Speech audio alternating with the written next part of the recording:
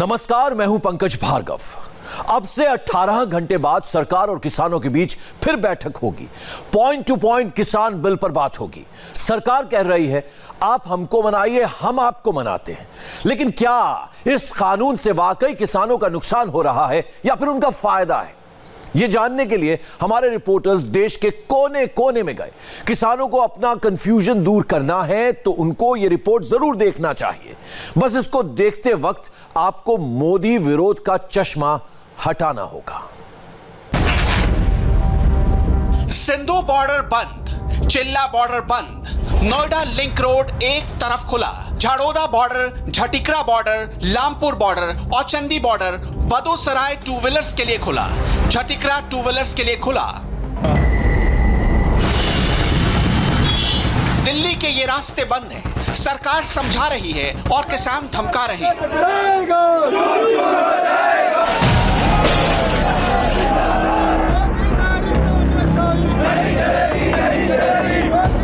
रास्ता बंद करने से बातचीत का रास्ता भी नहीं खुलता।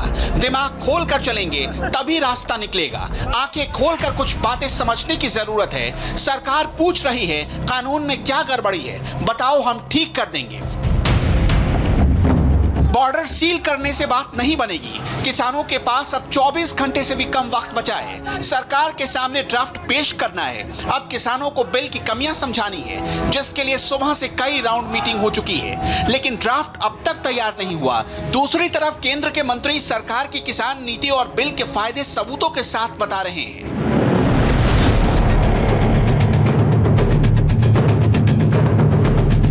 इसके साथ हम आपको उन किसानों से मिलवाएंगे जिनको किसान बिल लागू होने से फायदा हुआ। किस राज्य को नए बिल से कितना नफा हुआ यह भी डिटेल में समझाएंगे और किस डर से अफवाह उठाई जा रही है वो भी बताएंगे।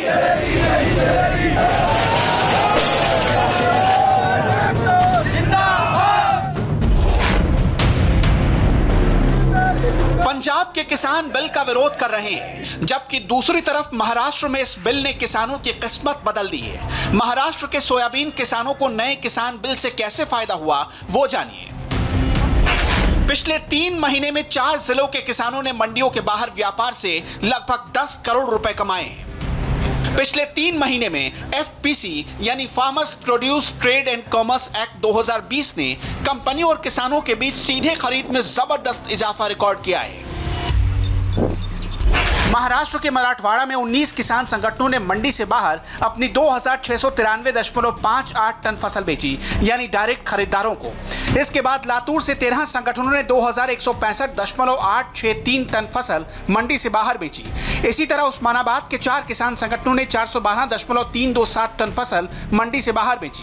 हिंगोली और नांदेड़ के किसान संगठनों ने 96.618 टन और 18.78 टन तिलहन की आपूर्ति डायरेक्ट निजी कंपनियों को की है। ऐसा नहीं है कि पहले किसान और कंपनियों के बीच व्यापार नहीं होता था। जैसे मैकडोनाल्ड किसानों से खास साइज और शेप के टमाटर उगवाता था, इसका बकायदा कॉन्ट्रैक्ट भी होता था, लेकिन इसमें दोनों पार्टी मंडी को टैक्स देती थी और बिचौलियों का रोल बहुत ज्यादा था। नए कानून से किसान सीधे कंपनी से डील कर सकता है। इससे क्या फायदा होगा वो भी समझिए। जैसे कंपनी और किसान के बीच 50 रुपए किलो के हिसाब से प्याज का सौदा होता है और अगर बाद में प्याज की कीमत 20 रुपए भी हो जाती है तो भी कंपनी को 50 रुपए के हिसाब से खरीद करनी होगी। एक डर फैलाया जा रहा है कि कंपनियों के पास लीगल टीम होती है, वो ताकतवर होती है और किसान कमजोर। कहीं ऐसे में कंपनी कॉन्ट्रैक्ट बीच में खत्म ना कर दे या तय रकम नहीं दे तो किसान क्या करेगा? इसका जवाब खुद प्रधानमंत्री मोदी दे चुके हैं। काफी विचार विमर्श के बाद भारत की संसद ने कृषि सुधारों को कानूनी स्वरूप दिया। इन सुधारों से न सिर्फ किसानों के अनेक बंधन समाप्त हुए हैं, बल्कि उन्हें नए अधिकार भी मिले हैं, नए अवसर भी मिले हैं। इस कानून में ये तय किया गया है कि फसल खरीदने के 3 दिन में ही किसान को पूरा पेमेंट करना पड़ता है और अगर पेमेंट नहीं होता है तो किसान शिकायत दर्ज कर सकता है। कानून में एक और बहुत बड़ी बात है, इस कानून में ये प्रावधान किया गया है कि क्षेत्र के एसडीएम को 1 महीने के भीतर ही किसान की शिकायत का निपटारा करना होगा। क्षेत्र कोई भी हो, हर तरह के भ्रम और अफवाहों से दूर सही जानकारी हर व्यक्ति के लिए बहुत बड़ा संबल होती है। अब समझिए कि पंजाब के किसानों को इससे फायदा है या नुकसान। अब ऐसा तो हो नहीं सकता कि एक राज्य में बिल से नफा हो और दूसरे राज्य में नुकसान। पंजाब से आए किसान सरकार को किसान विरोधी बता रहे हैं। ऐसे में सरकार ने कुछ खास आंकड़े जारी किए। सरकार ने मौजूदा खरीफ के सीजन के दौरान 19% ज्यादा धान खरीदा। 60,000 करोड़ में 318 लाख टन धान की खरीद हुई, जिसमें अकेले पंजाब से 202.77 लाख टन की धान सरकार ने खरीदी, जो कुल खरीद का 63.76% है।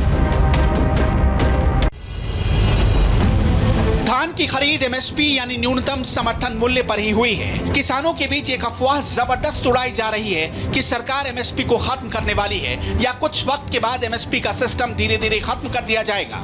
मौजूदा सरकार को किसान विरोधी बताया जा रहा है, जबकि मोदी सरकार के आंकड़े बता रहे हैं एमएसपी को सबसे ज्यादा मजबूत इस सरकार ने ही बनाया है। साल 2015-16 के वक्त धान की एमएसपी 1410 रुपए प्रति क्विंटल थी। साल 2016-17 के दौरान एमएसपी 60 रुपए प्रति क्विंटल बढ़ा दी गई। साल 2017-18 के दौरान एमएसपी 1550 रुपए प्रति क्विंटल पहुंच गई। 2018-19 में धान की एमएसपी को 200 रुपए बढ़ाया गया। 2019-20 के दौरान एमएसपी को 1815 रुपए कर दिया गया। 2020-21 में 1868 रुपए प्रति क्विंटल एमएसपी निर्धारित की गई। हर साल एमएसपी को बढ़ाया गया है। हालांकि किसान आंदोलन सिर्फ अन्नदाताओं का आंदोलन नहीं रह गया, बल्कि इसके जरिए सियासत भी जमकर की जा रही है। ऐसे में केंद्र सरकार ने पिछली सरकार की कृषि पॉलिसी की तुलना करते हुए अपनी किसान नीति को समझाया है। 2013-14 में गेहूं का न्यूनतम समर्थन मूल्य 1400 रुपए था, जो 2020-21 में 41% बढ़कर 1975 रुपए है। इसी तरह धान के एमएसपी में 43% की बढ़ोतरी हुई, मसूर में 73% की बढ़ोतरी हुई, उड़द के एमएसपी में 40% की बढ़ोतरी हुई, मूंग में 60%, अरहर में 40%, सरसों में 52% और चना में 65% न्यूनतम समर्थन मूल्य बढ़ाया गया है। सरकार का दावा है अगर उसको एमएसपी हटाना ही है तो फिर वो हर साल एमएसपी में बढ़ोतरी क्यों करती?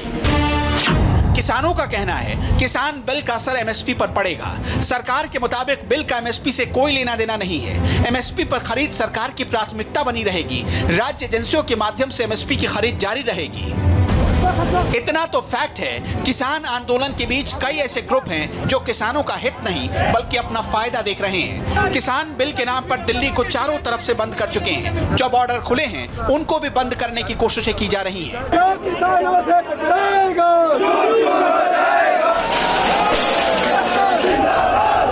कहीं पर सड़क पर ही बसेरा बना लिया गया है, कहीं पर बैरिकेड्स तोड़ने की कोशिश हो रही है, कहीं गाय लाकर अनोखा विरोध प्रदर्शन किया जा रहा है। लेकिन जिन किसानों को नए बिल से सीधा फायदा हुआ है उनके बारे में कोई नहीं बता रहा।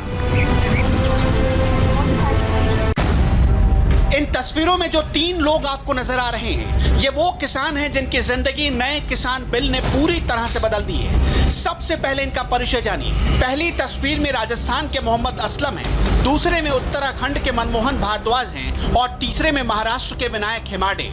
तीनों देश के अलग अलग कोनों में रहते हैं, अलग अलग राज्यों के निवासी हैं, लेकिन सफलता की कहानी एक है। सबसे पहले जानिए हरिद्वार के मनमोहन की किस्मत किसान बिल ने कैसे बदल दी। मनमोहन भारद्वाज पहले सिर्फ मशरूम की खेती करते थे, लेकिन पिछले कुछ महीनों से उन्होंने शिमला मिर्च, झरबेरा और केले की फसलें भी बोनी शुरू कर दी। मनमोहन अब टमाटर और मिर्च की भी खेती कर रहे हैं। इनको लगातार मुनाफा हो रहा है। वजह है किसान बिल। मनमोहन और कंपनियों के बीच सीधे सौदा होता है। उनसे रिलायंस, मोर और बिग बास्केट जैसी बड़ी कंपनियां डायरेक्ट फसल खरीद रही हैं। पहले वो देहरादून की मंडी में अपनी फसल आढ़तियों को बेचने को मजबूर थे। सरकार है उसका विजन है कि वो अपने जो किसान है, किसान को वो व्यापारी बनाना चाहती है, क्योंकि अभी क्या करते हैं मिडिल मैन, क्या करता है कि किसान को तो 2-4-5 रुपए किलो ही मिलता है, जो मिडिल मैन होता है वो 25 से 30% कम से कम प्रॉफिट लेता है। आपको उसका एक छोटा सा एग्जांपल बताता हूँ कि मेरा मशरूम का प्लांट है और जो मैं मशरूम मेरा जा रहा है वो सारा मैं जुबिलेंट को, डोमिनोज को, बिग बास्केट को मैं डायरेक्ट दे रहा हूँ। तो आज जो मार्केट का प्राइस है जो मैं मंडी में बेचता था उससे कम 25 से 30% मुझे एक्स्ट्रा मिलता है, और 25 प्राइस एक्स्ट्रा मिलता है, मेरी पेमेंट टाइम से आती है, मेरी वैल्यू बनती है ना, मैं उसको ग्रो करता हूँ, मेरी पैदावार है। अब राजस्थान के मोहम्मद असलम की सफलता की कहानी जानिए। इनका जिक्र खुद प्रधानमंत्री मोदी मन की बात में कर चुके हैं। मोहम्मद असलम किसान उत्पादक संगठन यानी फार्मर्स प्रोड्यूसर ऑर्गेनाइजेशन से जुड़े हैं। उन्होंने अंता तहसील के 750 किसानों के साथ कंपनी बनाई है। सोयाबीन की फसल के दाम की जानकारी और प्रचार प्रसार के लिए असलम ने किसानों का एक व्हाट्सएप ग्रुप बनाया, जिससे किसानों को मंडी और बाजार में सोयाबीन के रेट का पता चल सके। असलम के संगठन ने किसानों से 200 क्विंटल सोयाबीन 4,000 रुपए प्रति क्विंटल के हिसाब से खरीदा, जबकि मंडी में सोयाबीन का रेट 3700 रुपए प्रति क्विंटल ही था। असलम ने किसानों को उनकी फसल की कीमत सीधे उनके बैंक खातों में ट्रांसफर कर दी। हमारी कंपनी लगभग 4 साल से कार्यरत है। पहले हम इस कंपनी में बहुत छोटे स्तर पर थी, इसमें लगभग 250 किसान जुड़ रहे थे। तो धीरे धीरे इसमें लोग जुड़ने लगे, किसान जुड़ने लगे, और ये किसानों की खुद की कंपनी है। तब से ये किसान ऑर्डिनेंस आया है, तब से इन संगठनों की काफ़ी वैल्यू बढ़ चुकी है। अब महाराष्ट्र के नंदूर शिंगोटे गांव के विनायक खेमाड़े की सक्सेस स्टोरी जानिए। विनायक कभी अपनी फसल बेचने के लिए मंडियों के चक्कर लगाते थे, आने जाने का अलग खर्चा आता था, लेकिन अब सब बदल गया। एक खर्च कम आता है, जगह पे दिया ना खर्च कम आता है। मार्केट में अभी क्या है, बाजार मिलता नहीं इतना, कभी कभी कम ज़्यादा होता है, मंडी में लेके जाता था तो जगह पे अभी मजदूरी कम लगता है, सब का मेहनत भी लगता नहीं, इसीलिए जगह पे अच्छा लगता है। विनायक ने अपनी 4 एकड़ जमीन पर 45 किलो धनिया बोया था। व्यापारी से सीधे सौदा हुआ और फसल 12.5 लाख रुपए में बिक गई। विनायक को नए कृषि बिल का सीधा फायदा हुआ। दिल्ली में आकर किसान बिल के खिलाफ आंदोलन कर रहा है, जबकि दिल्ली से दूर इस बिल ने किसानों की तकदीर बदलनी भी शुरू कर दी है। और इस सब के बीच आज मुंबई में उत्तर प्रदेश के मुख्यमंत्री योगी आदित्यनाथ ने 2 आइडिया फ्लोट किए, एक बॉम्बे स्टॉक एक्सचेंज में जाकर और दूसरा उत्तर प्रदेश में फिल्म इंडस्ट्री बनाने की बात करके।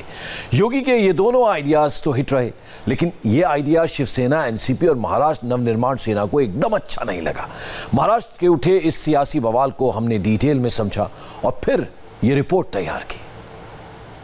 7, 6, 5, 4, 3, 2, 1।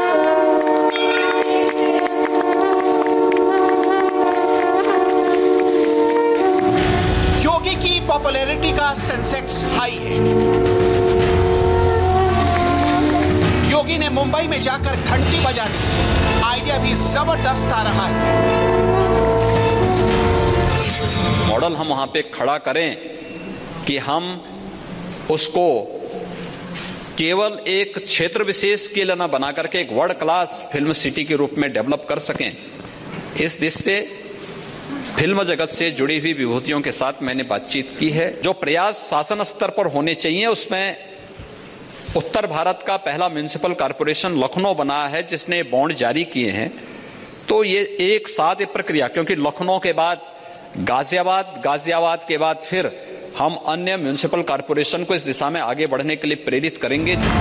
ऐसे ही करीब 10 आइडिया योगी ने मुंबई में फ्लोट किए।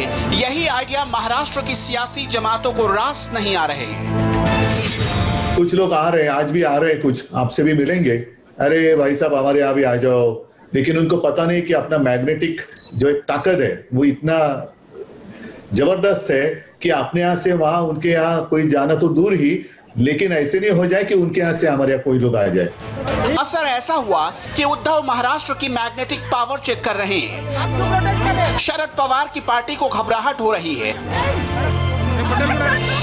यहां तक कि मनसे का भी बीपी बढ़ गया है। इन पार्टियों को सबसे ज्यादा योगी की फिल्म सिटी वाला आइडिया चुभा है, जिसमें उन्होंने ग्रेटर नोएडा में फिल्म सिटी बनाने के लिए निवेशकों से मीटिंग की और इनवाइट किया। इसकी डिटेल में रिपोर्ट को समझाएंगे, लेकिन सबसे पहले योगी के म्युनिसिपल बॉन्ड वाले आइडिया को समझते हैं। बॉम्बे बॉम्बे स्टॉक एक्सचेंज में घंटी बजाकर योगी आदित्यनाथ ने उत्तर भारत के सबसे पहले लखनऊ नगर निगम के बॉन्ड लिस्टिंग में हिस्सा लिया और लखनऊ नगर निगम का बॉन्ड जारी किया। आपको बता दें कि हाल ही में लखनऊ नगर निगम ने राजधानी के सौंदर्यीकरण और साफ सफाई के लिए 200 करोड़ रुपए के बॉन्ड जारी किए थे। कोरोना काल में भी इसे 225% सब्सक्रिप्शन मिला और यही बॉन्ड अब BSE में लिस्ट हो गया है। म्युनिसिपल बॉन्ड दूसरे बड़े शहरों के नगर निगम में भी जारी करने का योगी ने ऐलान कर दिया है। उत्तर भारत का पहला म्युनिसिपल कॉर्पोरेशन लखनऊ बना है जिसने बॉन्ड जारी किए हैं।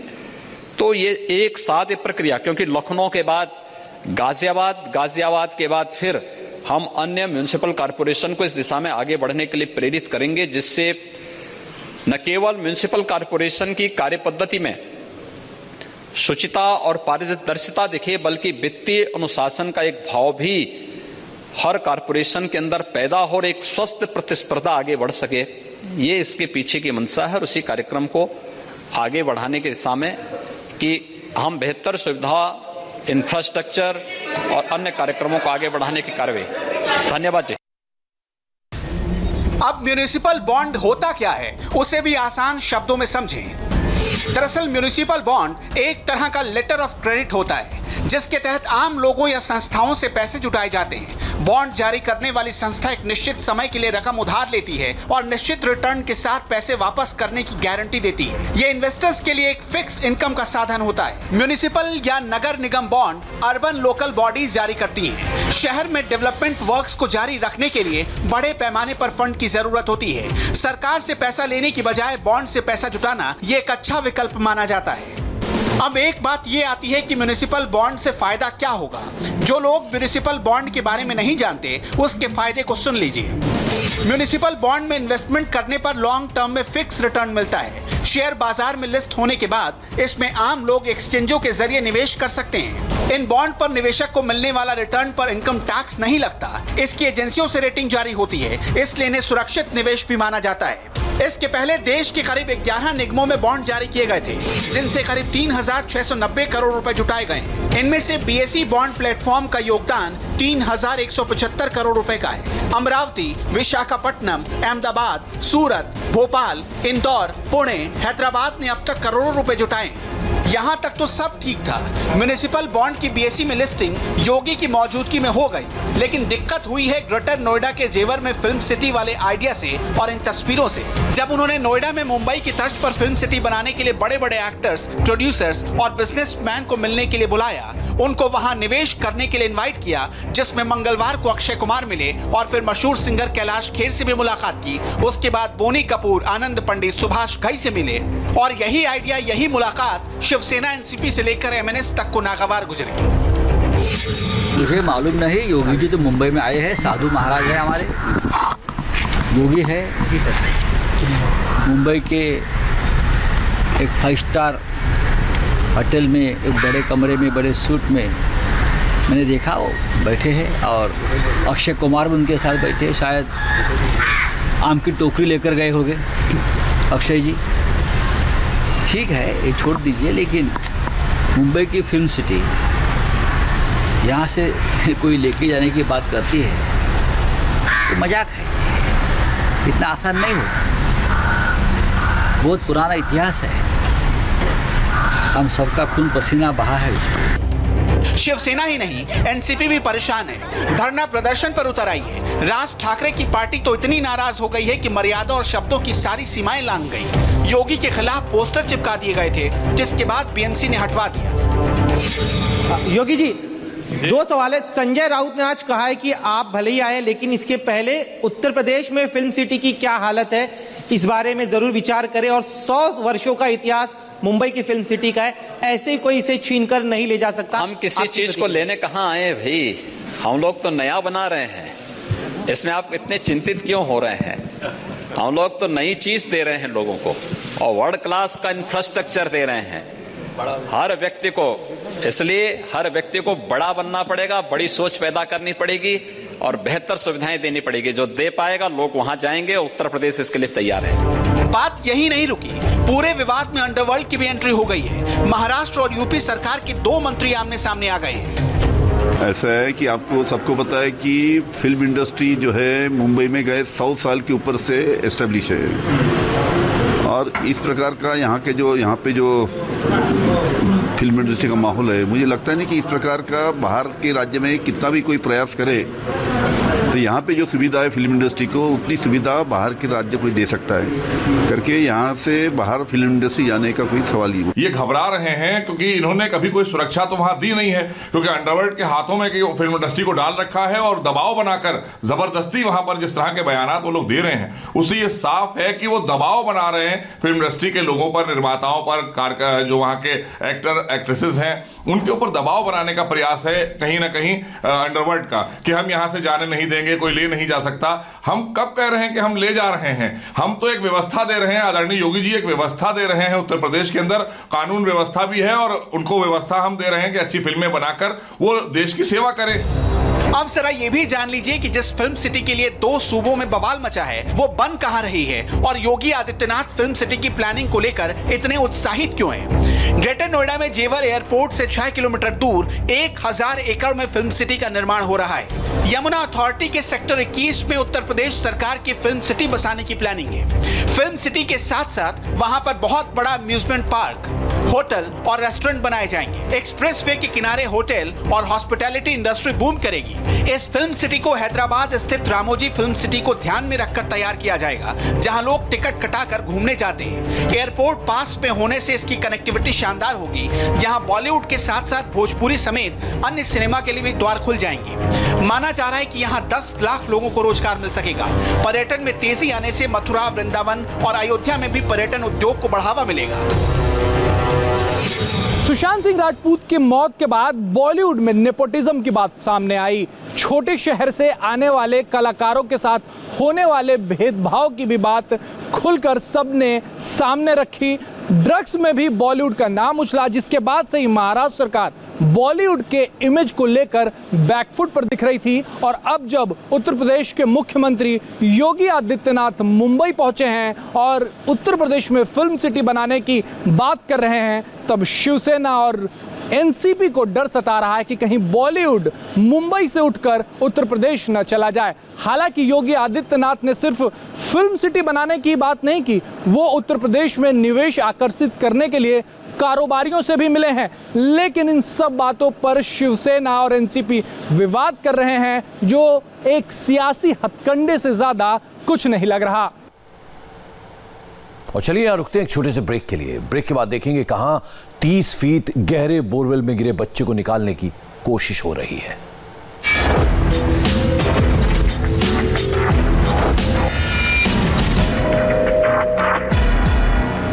हकीकत क्या